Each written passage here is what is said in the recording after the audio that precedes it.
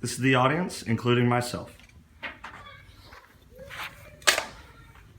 Book banning is a very common problem here in the United States. And it's actually the process of authors who write on contemporary material such as religion and pornography and things like that. They are banned from being put in libraries or being sold to the public. And according to Brigno, over 85% of banned books go unreported, either due to poor media attention or lack of opposition. And in the past 4 years, there have been over 250 attempts by school districts at book banning. So we don't hear about all the books that are being banned that these writers spend so much time writing, that they're telling the truth. They're not covering anything up, but the public doesn't want to hear about it. It's not what they want to know. And public schools are actually the number one company or people that ban books because they don't want to teach the kids about religion or anything else. So what does book banning actually look like? And according to Maxwell, books fall victim to the overzealous agenda of religion, community, and political factions, and the books and authors are anathematized as corrupting the morals of our youth. So basically, these school districts are saying that these young children are being corrupted through religion and politics through these books, but yet they can go home and watch TV and watch political debates and everything. So it's open to them to see it, but they're not allowed to read it. And these problems are stated inappropriate just because one person deems it inappropriate. An example was from an article, Battle of the Bands, for the author Judy Blume. She wrote the book, Are You There, God? It's Me, Margaret. And it was removed from public schools because somebody said that it questioned the existence of God. So that just shows how little religion can play into a book being banned just like that. And so why is it ongoing? There has actually been hundreds of court cases on book banning, surprisingly. A famous one is Pico, and it was a Supreme Court case in 1982 that states a school district is not allowed to ban a book from a library because the board disagrees with the ideas contained in the book. So basically, if the school board comes together and they say, well, I don't like that it's talking about religion, now, according to the Supreme Court case, they can't just ban it.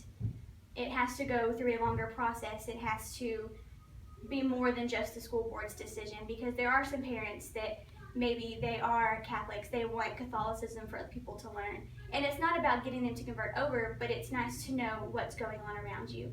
And the same goes for politics, whether you agree or disagree. You want to encourage the youth to know what's going on around them so they don't just get out when they're 18 and be blindsided by everything. Another one is Hazelwood, and it took place in 1988, which states a school district can impose reasonable restrictions on content when dealing with a school publication. So if the school is publishing the book, they can put restrictions on it where there has to be a note sent home for the parent to sign, or the parent has to come up there and they have to get verbal permission or something for the child to read the book. For example, if I wanted to read a book on, I'm going to go back to religion, a specific religion, Catholicism, and it was marked as restricted, there was a sticker on it, and I was not allowed to check it out, I would have to get my parents to call up there, or I'd have to take a note home and get it signed by my parents stating that the school was not liable if something was to happen, if a whole thing was to get started, or if my parents disagreed with it, I was not allowed to read it. A circuit court actually took place during Hazelwood, and it was Burgle, and it is for curriculum-based books. So anything published in a textbook that they may see is controversial, that could be banned. And the last court case is Miami-Dade, which is another circuit court decision, but it determined how to interpret and apply the Supreme Court case of Pico. So the school library must decide whether or not it can be put in the library based on what Pico had to say. So how can we actually fix book banning? And those are pretty cool. I found a couple articles that actually brought book banning into the classroom. So an annual book banning project was in Maxwell's To Ban or Not to Ban, confronting the issue of censorship in the English class.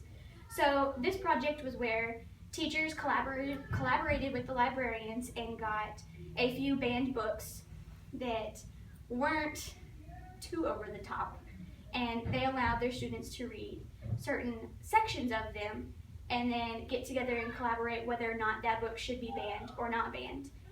They created little mock law firms, and they had a whole big debate on it, whether or not this book should be banned. They had facts to back it up. They pulled from the book, and the teachers, they had so much outcome from it. The students learned so much about maybe why the book was banned, or they argued why it shouldn't be banned because society has come so far since when the book was banned that some books have actually become unbanned from it.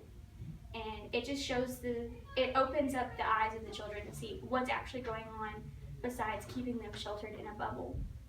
And this particular project enlightened the students about the complexities and consequences inherent in the act of censorship.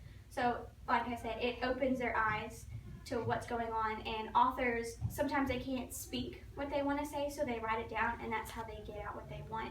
And sometimes somebody can be touched through the writing.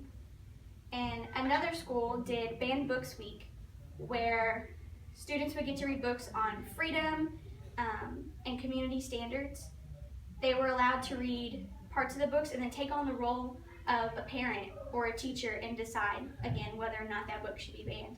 So they got to read it, and then they were like, well, if I was a parent, I wouldn't want my child to do that. Or if I was a librarian, that wouldn't be in my library. And according to this article, by reading and understanding the period in which the books were written, the students learned to appreciate the values or the books as well as how they might be seen as offensive to others. So it also got them to see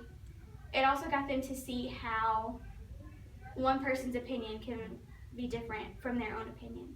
So they also got to learn how to debate in a civil manner and not hashing at each other's throats. So in conclusion, Brigno states that exposing the nation's children to different and sometimes uncomfortable viewpoints is what stimulates them toward success. It encourages critical thinking instead of blind obedience, and without it, society would be in a far worse place.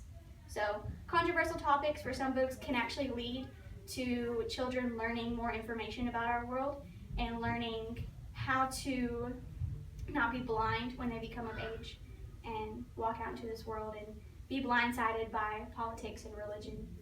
And even though the growing number of banned books, or the number of banned books continues to grow, I feel as if showing our kids that banned books aren't always a problem would be a good